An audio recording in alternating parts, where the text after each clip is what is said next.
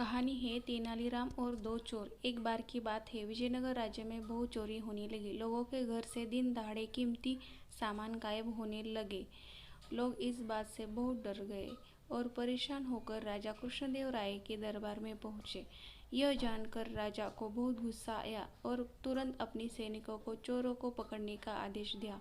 जगह जगह राज्य में सैनिकों को तैनात किया गया, पर तब भी चोर चोरी करने में कामयाब होने लगे। तब राजा ने अपने चतुर विदूषक तेनालीराम को इस मुश्किल का हल निकालने के लिए कहा और साथ ही राजा ने सैनिकों की एक टुकड़ी भी तेनाली के साथ भेजने के लिए आदेश दिया।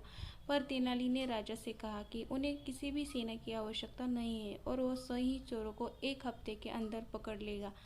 तेनालीराम की बात सुनकर दरबार के अन्य लोग हंसने लगे और सोचने लगे, जिन चोरों को राज्य की सेना मिलकर नहीं पकड़ पा रहे, उसे तेनाली अकेले कैसे पकड़ेगा।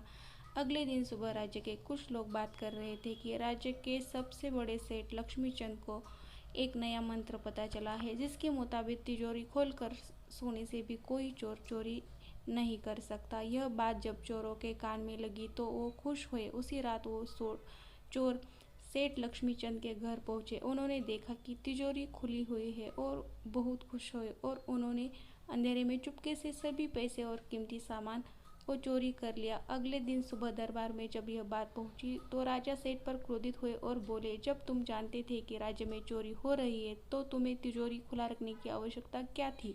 तभी सभा में तेनालीराम पहुंचे। उनके पीछे दो लोगों को बांध कर रखा गया था। राजा ने पूछा, यह कौन है। तब तेनाली ने बताया, ये वो चोर है जो कुछ दिनों से राज्य में चोरी कर रहे हैं।